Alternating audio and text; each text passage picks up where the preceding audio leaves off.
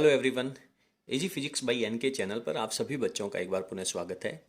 12th class की physics के chapter number 14 एक से लेकर के 14 तक चैप्टर अपन कंप्लीट कर चुके हैं और आज अपन चैप्टर नंबर 15 स्टार्ट करने वाले हैं जिसका नाम है नाभिकीय भौतिकी।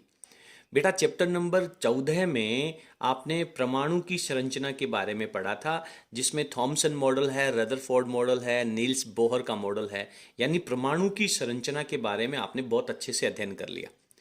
रदरफोर्ड के मॉडल में आपको पता चला था कि परमाणु का जो सेंटर पार्ट होता है, जो केंद्र का भाग होता है, उसमें उसका सारा धनावेश केंद्रित होता है और लगभग संपूर्ण द्रव्यमान, केवल इलेक्ट्रॉनों के द्रव्यमानों को छोड़ दें तो लगभग संपूर्ण द्रव्यमान है वो नाभिक के उसके सेंटर पॉइंट पे केंद्रित होता है। और अपन ने कहा था कि वो जो सेंटर वाला भाग है जहां पर उसका द्रव्यमान केंद्रित होता है वो उस परमाणु में बहुत छोटा होता है। आप कुछ ऐसे कह लीजिए कि यदि परमाणु को अपन एक फुटबॉल का ग्राउंड मान लें, बहुत बड़ा स्टेडियम मान लें, और उस स्टेडियम के अंदर यदि कोई मक्खी उड़ रही है तो वो उसके सेंटर पार्ट यानी नाभिक का केंद्र का काम करेगी। यानी पूरा का पूरा द्रव्यमान जो है, इलेक्ट्रॉनों के द्रव्यमान को छोड़ दें तो वो नाभिक में होता है, बाकी का पूरा हिस्सा उस परमाणु का खोखला होता है। तो आज अपन परमाणु से थोड़ा सा और केंद्रित हो जाते हैं और अंदर चले जाते हैं। तो इस चैप्टर में आप केवल और केवल नाभिक की संरचना के बारे में, नाभिक में होने वाली विभिन्न घटनाओं के बारे में अध्ययन करने वाले। आप परमाणु के बारे में नहीं पढ़ेंगे, बाकी कुछ भी नहीं पढ़ेंगे। आप अब अपने ध्यान को परमाणु के सेंटर पार्ट में लेकर के आ जाइए, यानी आप इस चैप्टर में केवल नाभिक के बारे में पढ़ने वाले हैं। मैं आपको बता दूं कि इस चैप्टर में से बहुत सारा पोर्शन जो है वो कोविड-19 की वजह से हटा दिया गया है। तो अपन अब केवल उतने ही सिलेबस का अध्ययन करेंगे जो वर्ष बोर्ड एग्जाम 2021 के लिए रखा गया है। उसके बाद में जैसे ही बोर्ड की एग्जाम्स कंप्लीट हो जाएंगी उसके बाद में जो बाकी के जो टॉपिक्स हैं उनको भी अपन कंप्लीट करवा देंगे, क्योंकि नीट एग्जाम की दृष्टि से, बाकी अदर कॉम्पिटिटिव एग्जाम की दृष्टि से वो जो बचा हुआ सिलेबस है वो भी बेहद महत्वपूर्ण होने वाला है। चलिए फटाफट आज का अपन चैप्टर शुरू करते हैं। तो सबसे पहले नाभिकीय भौतिकी आप पढ़ रहे हैं तो नाभिक की परिभाषा आपको आनी चाहिए। मेरे हिसाब से आप सब लोगों को आइडिया लग गया होगा कि नाभिक की डेफिनेशन अपन क्या लिखने वाले हैं। देखिए, परमाणु का समस्त धनावेश, पूरा का पूरा धनावेश, टोटल धनावेश एवं लगभग समस्त द्रव्यमान। लगभग क्यों लिखा? क्योंकि इलेक्ट्रॉन तो नाभिक के बाहर होंगे ना, और इलेक्ट्रॉनों का भी कुछ ना कुछ द्रव्यमान तो होगा, तो इलेक्ट्रॉनों के द्रव्यमान को अपन इसके अंदर इंक्लूड नहीं करेंगे, इसलिए लिखा है लगभग समस्त द्रव्यमान। कहां होता है?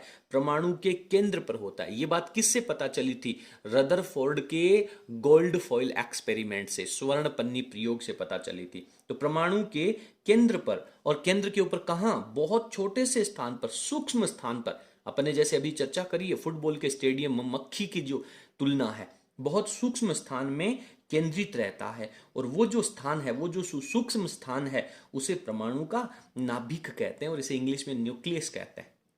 ठीक है।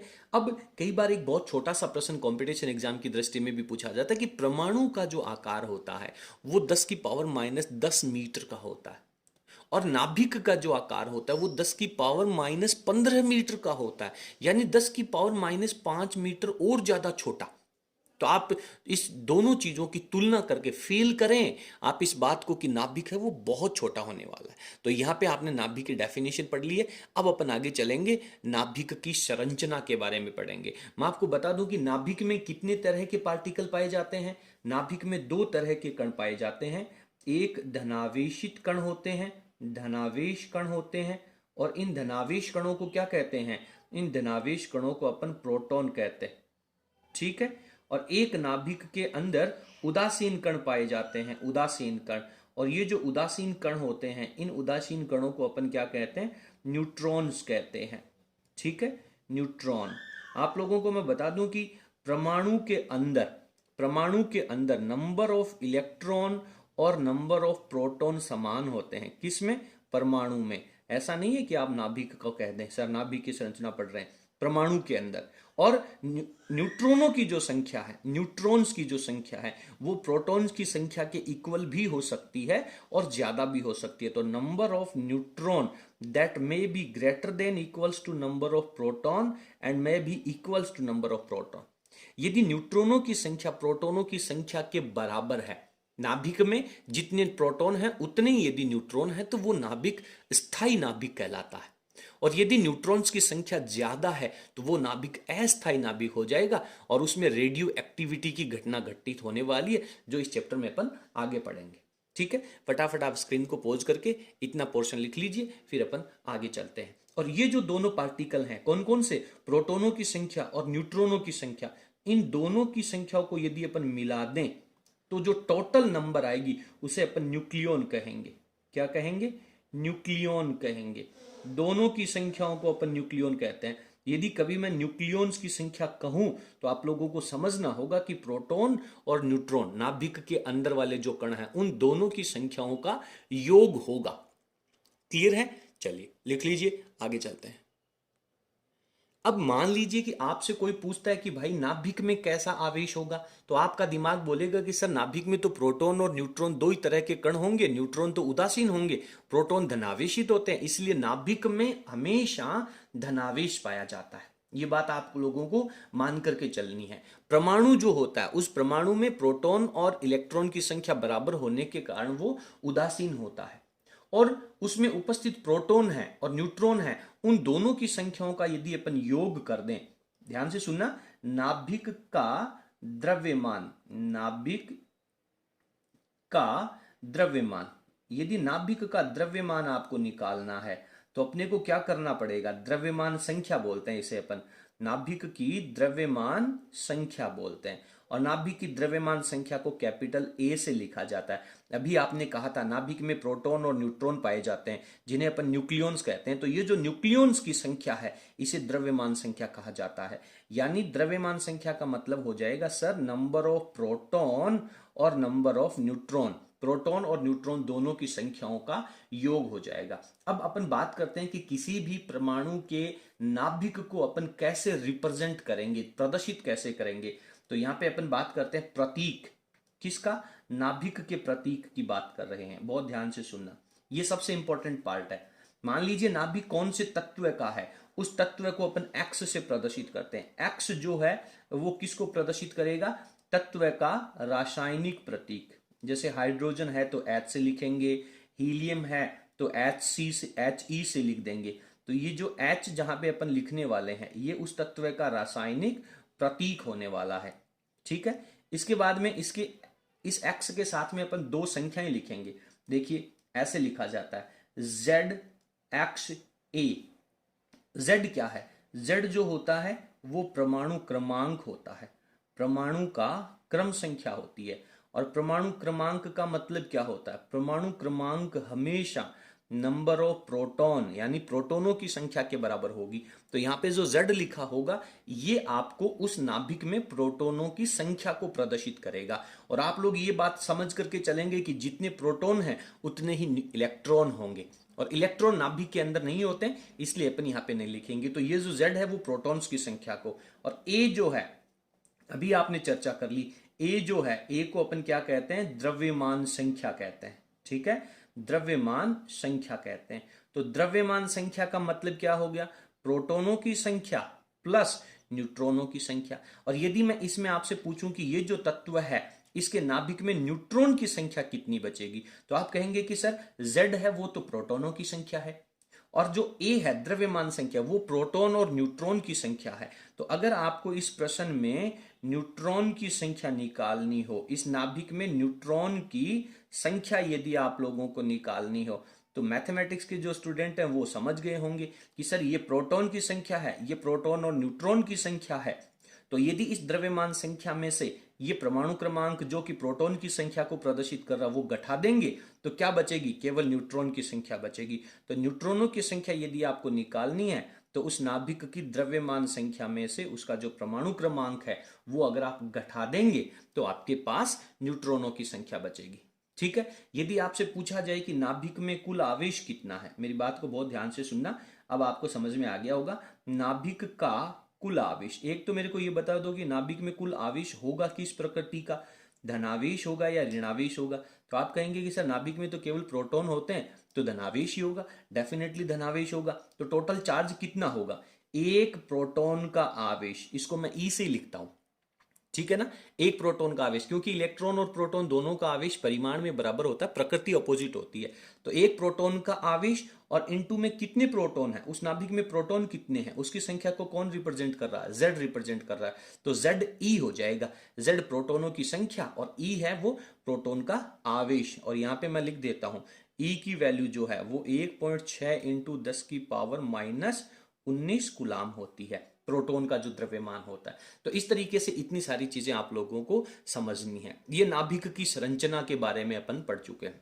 इसके बाद में अपन कुछ महत्वपूर्ण डेफिनेशंस पढ़ने वाले हैं, जिनमें से भी इस वर्ष जब बहुत इजी पेपर आने वाला है तो महत्वपूर्ण प्रश्न बन जाता है। कुछ परिभाषाएं हैं जो आपने कक्षा 11 की केमिस्ट्री में पढ़ ली हैं। मैं आप लोगों को कुछ नाम याद दिलाऊंगा, आपको ऐसा लगेगा कि सर इनको हमने पहले कभी पढ़ रखा है। समस्थानिक किसे कहते हैं, समभारिक किसे कहते हैं, सम न्यूट्रिनो किसे कहते हैं, इन सब चीजों के बारे में आपने पढ़ रखा। फिर भी अपन इनका फटाफट रिवीजन कर लेते हैं। आप स्क्रीन को पॉज करके और ये नोट्स हैं वो लिख लीजिए। अब यहां पे अपन कुछ महत्वपूर्ण परिभाषाओं के बारे में चर्चा करने वाले हैं।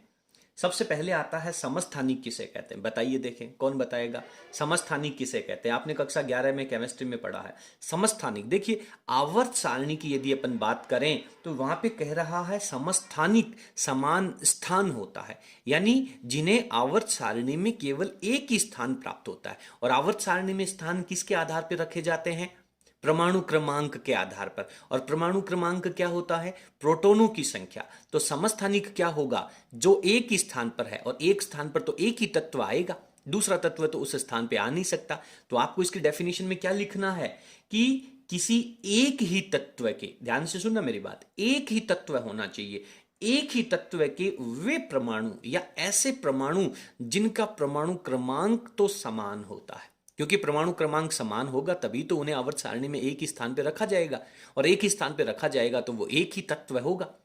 तो ऐसा तत्व या एक ही तत्व के ऐसे परमाणु जिनका परमाणु क्रमांक तो समान हो गया।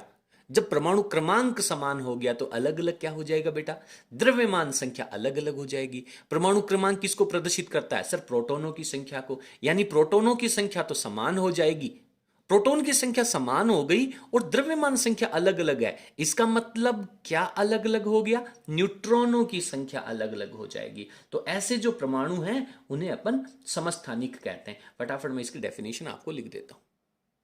तो यहां पे अपन ने लिखा है कि एक ही तत्व के वे परमाणु, वे कौन से, जिनके परमाणु क्रमांक तो समान होते हैं। और परमाणु क्रमांक का मतलब क्या हो गया, प्रोटॉनों की संख्या समान होती है परंतु द्रव्यमान संख्या भिन्न भिन्न होती है। ऐसे परमाणुओं को क्या कहते हैं, समस्थानिक कहते हैं। अब अपने को यहां पे एग्जाम्पल भी लिखना चाहिए, लेकिन एग्जाम्पल पे जाने से पहले मैं आपको एक और इंपॉर्टेंट चीज बता दूं कि इनमें प्रोटॉनों की संख्या तो समान है, इसलिए आवर्त सारणी में ये सब एक ही जगह रखे जाएंगे, इसलिए इन सब में रासायनिक गुण समान होते हैं। ठीक है, इसका पूरा लॉजिक स्टेटमेंट लिखने की जरूरत नहीं है, आपको सीधा लिखना है इनके रासायनिक गुण। ठीक है, इनके रासायनिक गुण तो समान होते हैं।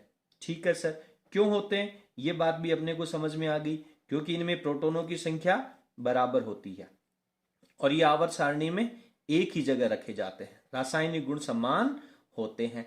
और अब क्या होगा, न्यूट्रॉनों की संख्या अलग अलग है, तो न्यूट्रॉनों की संख्या अलग अलग होने से इनकी द्रव्यमान संख्याएं अलग अलग हो जाएंगी। और यदि द्रव्यमान संख्याएं अलग अलग हैं तो इन सब के जो भौतिक गुण हैं वो सबके क्या क्या हो जाएंगे, अलग अलग हो जाएंगे। भौतिक गुण जो हैं वो इनके भिन्न भिन्न होते हैं। ये बात आप लोगों को यहां पर लिख लेनी चाहिए।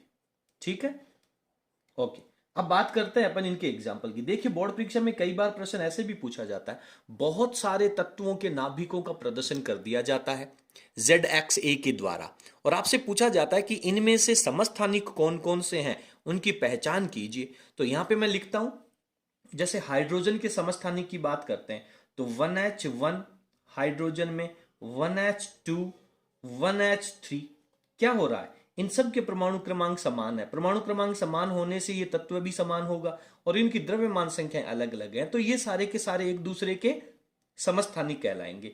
इसके बाद में चलिए ऑक्सीजन की बात कर लेते हैं। तो 8 ऑक्सीजन 16, 8 ऑक्सीजन 17, 8 ऑक्सीजन 18, इन सब के भी परमाणु क्रमांक समान है, द्रव्यमान संख्याएं अलग अलग है। आपसे पूछा जाए कि इनमें प्रोटॉनों की संख्या कितनी है, तो आप कहेंगे कि सर 8 है। इलेक्ट्रॉनों की संख्या इस परमाणु में कितनी होगी, तो जितने प्रोटॉन की संख्या उतनी इलेक्ट्रॉन की संख्या होगी। न्यूट्रॉनों की संख्या कितनी होगी, तो द्रव्यमान संख्या में से परमाणु क्रमांक घटाते जाइए, इसमें 8 हो जाएगी, इसमें 9 हो जाएगी और इसमें 10 हो जाएगी। तो इस तरीके से ये ऑक्सीजन के कुछ समस्थानिक यहाँ पे दिए गए हैं। तो यदि आपको कुछ मिक्स में दे दिया जाए तो आप लोगों को पता कर लेना कि यदि रासायनिक तत्व सेम है तो डेफिनेटली वो क्या रहेंगे, सारे के सारे समस्थानिक रहेंगे। ठीक है, समस्थानिकों की जो प्रॉपर्टीज हैं वो अपन ने पढ़ ली हैं। इनकी कुछ महत्वपूर्ण विशेषताएं भी होती हैं, लेकिन वो विशेषताएं आपको यहाँ पे लिखने की जरूरत नहीं है, अपन ने सब में पढ़ ली है कि ये सब एक ही तत्व के होने के कारण परमाणु क्रमांक समान होता है और आवर्त सारणी में एक ही स्थान पर रखे जाते हैं। इन सब की द्रव्यमान संख्याएं भिन्न भिन्न होती है। जो परिभाषाओं में आपने निकाला है उन्हीं को आप इनके पॉइंट्स के रूप में लिख सकते हैं। 4 पॉइंट तो हो ही गए ना यार। एक तो क्या हो गया, परमाणु क्रमांक समान, एक हो गया द्रव्यमान संख्या भिन्न भिन्न, एक हो गया रासायनिक गुण समान, एक हो गया भौतिक गुण भिन्न भिन्न। तो यदि कभी बाई चांस अगर इनकी विशेषताएं पूछ ही ले तो आप लोगों को इन्हीं परिभाषाओं में से ही इनकी विशेषताएं लिख देनी है। ठीक है, फटाफट स्क्रीन को पॉज करके और समस्थानिकों के बारे में लिख लीजिए। दूसरे पॉइंट पे चलते हैं। नंबर 2 की परिभाषा में अपन पढ़ते हैं समभारिक। समभारिक, समान भार। समान भार मतलब द्रव्यमान संख्या समान होगी। इन सब की द्रव्यमान संख्याएं क्या रहेंगी, समान रहेंगी। समान भार है, द्रव्यमान संख्या समान होने का मतलब प्रोटॉन और न्यूट्रॉनों की संख्याओं का योग समान होगा, परंतु इनके परमाणु क्रमांक तो अलग अलग होंगे। ठीक है, तो समभारिक, इसके नाम से ही आपको परिभाषा पकड़ने का प्रयास करना है। तो अब अपन इसकी डेफिनेशन लिख लेते हैं कि वे नाभिक जिनमें द्रव्यमान संख्या जो है या न्यूक्लियोनों की संख्या जिसे आप कह सकते हो वो तो समान होती है, लेकिन प्रोटॉनों की संख्या जो है यानी जिसे अपन परमाणु क्रमांक भी कह सकते हैं वो सब भिन्न भिन्न होते हैं। इन सभी को समभारिक कहते हैं। चलिए परिभाषा लिख लेते हैं। तो यहां पे अपन ने लिखा है कि वे नाभिक जिनमें द्रव्यमान संख्या तो समान होती है। आप लिख सकते हैं न्यूक्लियोनों की संख्या भी, द्रव्यमान संख्या के आगे ब्रैकेट में न्यूक्लियोनों की संख्या भी लिख सकते हैं। तो द्रव्यमान संख्या तो समान, परंतु परमाणु क्रमांक, परमाणु क्रमांक का मतलब क्या हो जाता है, प्रोटॉनों की संख्या भिन्न भिन्न होती है, इन्हें समभारिक कहते हैं। और जब इनकी द्रव्यमान संख्या समान है तो इनके रासायनिक गुण समान, रासायनिक गुण जो है वो किसके ऊपर डिपेंड करेंगे, परमाणु क्रमांक के ऊपर, क्योंकि आवर्त सारणी में परमाणु क्रमांक अलग अलग होने की वजह से इनका स्थान भी अलग अलग होगा और स्थान अलग अलग होने की वजह से रासायनिक गुण अलग अलग होंगे। लेकिन द्रव्यमान संख्याएं समान होने की वजह से इनके भौतिक गुण जो हैं वो क्या हो जाएंगे, समान हो जाएंगे। रासायनिक गुण भिन्न भिन्न और परमाणु द्रव्यमान संख्या समान होने के कारण भौतिक गुण समान हो जाएंगे। तो ये ऊपर वाले का जस्ट ऑपोजिट आ जाएगा। तो यहाँ पे अपन लिख लेते हैं इनके रासायनिक गुण, क्यों आपको समझ करके चलना है, रासायनिक गुण। बोली बेटा समान होंगे कि भिन्न भिन्न होंगे, परमाणु क्रमांक अलग अलग है तो आवर्त सारणी में अलग अलग रखे जाएंगे, तो रासायनिक गुण क्या क्या हो जाएंगे, इनके भिन्न भिन्न होते हैं। और द्रव्यमान संख्या समान होने की वजह से इन सभी के जो भौतिक गुण हैं वो क्या हो जाएंगे, भौतिक गुण जो हैं वो समान होते हैं। ठीक है, ओके कंप्लीट। अब इसके साथ में अपन इनके एग्जाम्पल्स भी लिख लेने चाहिए। मैं थोड़ा सा ऊपर कर लेता हूं इसको। चलिए इनके एग्जाम्पल लिखिए, बताइए देखें क्या एग्जाम्पल हो जाएंगे। परमाणु क्रमांक इनका क्या होना चाहिए, अलग अलग होना चाहिए, लेकिन द्रव्यमान संख्या समान होनी चाहिए। जैसे 6 कार्बन 14 है तो परमाणु क्रमांक 6 और द्रव्यमान संख्या 14। इसके बाद में 7 नाइट्रोजन 14 है तो दोनों की द्रव्यमान संख्या समान होगी, परमाणु क्रमांक अलग अलग हो गया, तो ये दोनों आपस में क्या हो जाएंगे, समभारिक हो जाएंगे। इसी प्रकार से मान लीजिए आप 8 ऑक्सीजन 17 है, 8 ऑक्सीजन 17 और उसके बाद में मान लीजिए 9 फ्लोरीन 17 हो जाएगा। तो ये दोनों भी आपस में क्या है, समभारिक हैं। ठीक है ना। तो इसी तरीके से और भी बहुत सारे एग्जाम्पल्स हैं वो लिखे जा सकते हैं। आप फटाफट स्क्रीन को पॉज करके और दोनों डेफिनेशंस को अच्छे से लिख लीजिए। उम्मीद करता हूं कि आप सबको बहुत अच्छे से समझ में आ गया होगा। आगे चलते हैं। अगला पॉइंट है इनका सम न्यूट्रॉनिक। समान न्यूट्रॉन। क्या हो जाएगा? समान न्यूट्रॉन। तो न्यूट्रॉनों की संख्या समान हो जाएगी। ठीक है, इसमें ना तो द्रव्यमान संख्या समान होगी और ना ही परमाणु क्रमांक समान होगा। ए की संख्या और जेड की संख्या अलग अलग होगी। तो सर न्यूट्रॉनों की संख्या समान कैसे हुई? अरे न्यूट्रॉनों की संख्या तो द्रव्यमान संख्या और परमाणु क्रमांक का अंतर होता भाई। तो जो भी तत्व हैं उनकी द्रव्यमान संख्या में से यदि परमाणु क्रमांक घटाया जाए और डिफरेंस समान हो जाए तो उन्हें अपन समन्यूट्रॉनिक कहते हैं। ठीक है, तो इसकी परिभाषा अपन लिख लेते हैं। तो यहां पे अपन ने लिखा है कि ऐसे नाभिक जिनमें केवल न्यूट्रॉनों की संख्या समान होती है, केवल न्यूट्रॉनों की संख्या, द्रव्यमान संख्या जिसे अपन ए कहते हैं, परमाणु क्रमांक जिसे अपन जेड कहते हैं, दोनों ही अलग अलग होते हैं, लेकिन इन दोनों का जो अंतर है वही तो न्यूट्रॉनों की संख्या को रिप्रेजेंट करता है। तो इन दोनों का जो अंतर है वो समान होगा। ठीक है, तो परमाणु क्रमांक जेड और द्रव्यमान संख्या ए दोनों भिन्न भिन्न होते हैं, इन्हें समन्यूट्रॉनिक कहलाते हैं। और दोनों की द्रव्यमान संख्या अलग अलग है, परमाणु क्रमांक अलग अलग है, तो इनके रासायनिक गुण बताइए। देखें क्या क्या होने वाला है। उम्मीद करता हूं कि आप सब लोगों को समझ में आ गया होगा कि रासायनिक गुण और भौतिक गुणों के ऊपर क्या प्रभाव पड़ेगा। इनके रासायनिक एवं भौतिक दोनों तरह के गुण क्या होंगे बताइए। भौतिक गुण, दोनों के दोनों गुण क्या होते हैं? भिन्न भिन्न होते हैं, क्योंकि ना तो द्रव्यमान संख्या समान है और ना ही परमाणु क्रमांक समान है। लगे हाथ एग्जाम्पल पढ़ लो बेटा। चलिए एग्जाम्पल पढ़ लीजिए। क्या होगा? 1 हाइड्रोजन 3। तो न्यूट्रॉनों की संख्या कितनी होगी? 3 में से 1 गया, 2 हो गई सर। और 2He4 हीलियम का नाभिक, तो इसमें द्रव्यमान संख्या 4 और परमाणु क्रमांक 2, दोनों का डिफरेंस 2 हो गया, तो दोनों का डिफरेंस समान है, तो ये दोनों एक दूसरे के समन्यूट्रॉनिक कहलाते हैं। समन्यूट्रॉनिकों की पहचान करना थोड़ा सा टफ है क्योंकि इनका डिफरेंस इक्वल करना होगा। जैसे 3 लिथियम 7 ले लो, तो इनके अंदर न्यूट्रॉनों की संख्या 4 हो गई, और 4 बैरियम आपने कितना लिख दें? 8 लिख लेते हैं। तो इनके न्यूट्रॉनों की संख्या समान, इनके न्यूट्रॉनों की संख्या, तो ये दोनों आपस में समन्यूट्रॉनिक कहलाते हैं।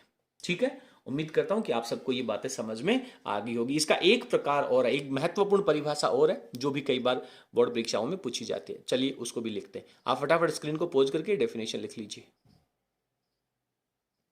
अब नंबर 4 पे आता है प्रतीप या दर्पण नाभिक। देखिए, प्रतीप का मतलब उल्टा होता है और दर्पण का मतलब भी उल्टा है। दर्पण में क्या होता है? जो लेफ्ट होता है वो राइट दिखाई देता है, जो राइट होता है वो लेफ्ट दिखाई देता है। यानी इसका मतलब क्या होगा बताइए। देखें, ऐसे नाभिक जिनमें पहले नाभिक में प्रोटॉन की संख्या दूसरे नाभिक के न्यूट्रॉन की संख्या के बराबर हो जाए और पहले नाभिक में न्यूट्रॉन की संख्या दूसरे नाभिक के प्रोटॉन की संख्या के बराबर हो जाए, इनकी पहचान करना थोड़ा सा क्रिटिकल होता है। ठीक है, लेकिन इसकी एक विशेषता है, इनकी द्रव्यमान संख्या तो समान होगी। बिल्कुल अच्छे तरीके से समझ लीजिए, प्रतीप या दर्पण नाभिक जो हैं इनकी द्रव्यमान संख्याएं तो समान होगी। पहले में प्रोटॉन की संख्या दूसरे के न्यूट्रॉन के बराबर और दूसरे के न्यूट्रॉन पहले के प्रोटॉन के बराबर, कुछ भी कह लीजिए। इस तरीके से इनकी परिभाषाएं लिखने वाले। चलिए फटाफट इसकी डेफिनेशन में आप लोगों को लिख देता हूं, आपको समझ में आ जाएगी। तो यहां पे अपन ने इसकी परिभाषा में लिखा है कि ऐसे नाभिक जिनकी द्रव्यमान संख्या समान होती है, पहली बात द्रव्यमान संख्या समान होती है, एवं एक नाभिक के प्रोटॉन की संख्या दूसरे नाभिक के न्यूट्रॉन की संख्या के बराबर हो, एवं इसके विपरीत भी। इसके विपरीत का मतलब क्या है कि अब दूसरे नाभिक के प्रोटॉन की संख्या है वो पहले नाभिक के न्यूट्रॉन की संख्या के बराबर भी होगा। ऐसे नाभिकों को प्रतीप या दर्पण नाभिक कहते हैं। एग्जाम्पल ले लीजिए, तो 1 हाइड्रोजन 3 1s3 लिखा है और 2He3 लिखा है, तो इसमें प्रोटॉनों की संख्या कितनी है? 1 है। और इसमें न्यूट्रॉन की संख्या कितनी है? 3 - 2 1 है। इसमें प्रोटॉन की संख्या 2 और इसमें न्यूट्रॉन की संख्या 2। तो ऐसे नाभिकों को क्या कहते हैं? प्रतीप या दर्पण नाभिक कहते हैं। ठीक है, उम्मीद करता हूं कि आपको ये डेफिनेशन है वो ये भी समझ में आ गई होगी। इसके बाद में 12th क्लास के सिलेबस में एक और महत्वपूर्ण डेफिनेशन रखी गई है, उसको भी अपन पढ़ते हैं। पहले आप स्क्रीन को पॉज करके ये डेफिनेशन लिख लीजिए और इसको अच्छे से समझ लीजिए। याद करना, रटना नहीं है बेटा। रटोगे ना तो आप ज्यादा दिमाग पे लोड डालोगे और आपके दिमाग की जो मेमोरी है वो कंप्लीट हो जाएगी, फुल हो जाएगी। और आपको बेटा बहुत अच्छे से पता है कि जब मोबाइल की मेमोरी फुल हो जाए ना, फिर मोबाइल हैंग ही होगा। तो उस तरीके से आपको अपने दिमाग की मेमोरी को फुल नहीं होने देना है, उसको खाली रखना है, उसको समझना है, अपने दिमाग को बहुत बड़ा समझ करके फील करना है। ये सारी चीज़ें मेरे दिमाग में इजीली समझ में आ रही हैं, सब कुछ मेरे से याद होते जा रहा है, मेरे को मेरे दिमाग को संकुचित करने की, सिकोड़ने की जरूरत ही नहीं है, बहुत ईजी गोइंग याद हो रहा है। ठीक है, आगे चलते हैं। और अब इन महत्वपूर्ण परिभाषाओं की श्रृंखला में अंतिम परिभाषा है, इसको भी अपन कंप्लीट करते हैं। इसे कहते हैं समअवयवी। ध्यान से सुने, समअवयवी। ठीक है, यानी आइसोमर्स भी कहा जाता है, यानी ऐसे नाभिक जिनका परमाणु क्रमांक भी समान हो और द्रव्यमान संख्या भी समान हो। अरे वाह सर, ऐसा कैसे हो सकता है? परमाणु क्रमांक भी समान, द्रव्यमान संख्या भी समान। जैसे 1H1 1H1, हाँ ये तो एक ही तत्व हो गया ना सर, फिर अलग अलग क्यों लिखेंगे? परंतु रेडियो एक्टिव गुण जो होते हैं, रेडियो एक्टिव का मतलब अल्फा बीटा गामा किरणें उत्सर्जित करना, इस चैप्टर के एंड में पढ़ेंगे आप लोग, रेडियो एक्टिवता आप लोग पढ़ेंगे। ठीक है, तो केमिस्ट्री में भी आप लोगों ने पढ़ा होगा, रेडियो एक्टिवता का मतलब होता है ऐसे परमाणु जो अल्फा कण, बीटा कण और नाभिक गामा किरणों का उत्सर्जन करते हैं। तो सवाल कहता है कि ऐसे नाभिक जिनका परमाणु क्रमांक भी समान हो और द्रव्यमान संख्या भी समान हो, परंतु रेडियो एक्टिवता के जो गुण होते हैं वो अलग अलग हों, इनके नाभिक की जो ऊर्जाएं हैं वो अलग अलग हों, इन्हें अपन आइसोमर्स या समअवयवी कहते हैं। फटाफट इसकी डेफिनेशन भी लिख देता हूं मैं। तो यहां पर अंतिम टॉपिक में अपन ने डेफिनेशन लिखी है, केवल इनकी परिभाषाएं पूछी जाती है कि ऐसे नाभिक जिनके परमाणु क्रमांक Z एवं द्रव्यमान संख्या A दोनों समान हो, दोनों ही तत्वों के परमाणु क्रमांक और द्रव्यमान संख्या समान होंगी, परंतु रेडियो एक्टिवता के जो गुण हैं वो इनके अलग अलग हो, ऐसे नाभिकों को समअवयवी कहते हैं। ठीक है, तो इसके साथ ही ये महत्वपूर्ण डेफिनेशंस का टॉपिक है ये आपका कंप्लीट हो जाता है। यहां से 1 नंबर का प्रश्न आने की पूरी पूरी संभावना रहती है। आपको हमारा आज का कंटेंट कैसा लगा कमेंट सेक्शन में जरूर लिखिएगा, और यदि आपको हमारा वीडियो पसंद आया तो प्लीज आप वीडियो को लाइक करें और इसे अपने सभी फ्रेंड्स के साथ शेयर अवश्य करें। बहुत बहुत धन्यवाद। आगे का पूरा सिलेबस पढ़ने के लिए बने रहिए हमारे साथ। Thank you.